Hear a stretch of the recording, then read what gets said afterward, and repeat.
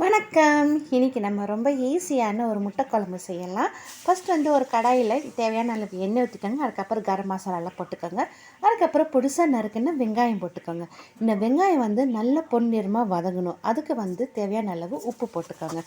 உப்பு போட்டு நல்லா வெங்காயம் நல்லா பொன்னிறமாக வதங்க 1 டீஸ்பூன் இஞ்சி பூண்டு பேஸ்ட்டு, 3 டீஸ்பூன் மல்லித்தூள், காரத்துக்கு ஏற்ற மாதிரி வரமிளகா போட்டுக்கோங்க. அப்புறம் அரை டீஸ்பூன் பெப்பர் தூள் போட்டுக்கோங்க, மிளகாத்தூள். அதுக்கப்புறம் அரை டீஸ்பூன் ஜீரகத்தூள், 1/4 டீஸ்பூன் கரம் மசாலா தூள் போட்டு இது நல்லா மிக்ஸ் பண்ணி விட்டுட்டு, அப்புறம் 2 பழுத்த தக்காளி பேஸ்ட் பண்ணி வச்சுருக்கிறேன். அந்த தக்காளியும் போட்டு நல்லா இந்த மாதிரி மிக்ஸ் பண்ணி விட்டுக்கோங்க.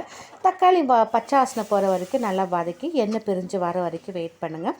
அதுக்கப்புறம் ஒரு 2 கிளாஸ் அளவு தண்ணி ஊற்றி இதை நல்லா மிக்ஸ் பண்ணி விட்டு கொதிக்க வச்சுக்கோங்க. தேவையான அளவு உப்பு போட்டுக்கோங்க.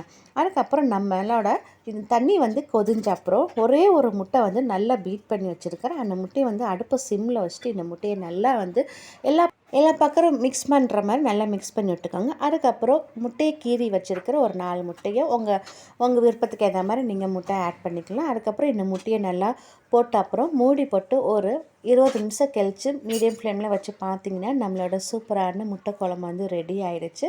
இந்த முட்டை குழம்பு எல்லா சைட் டிஷ்ஷுக்கும் சூப்பராக இருக்கும்.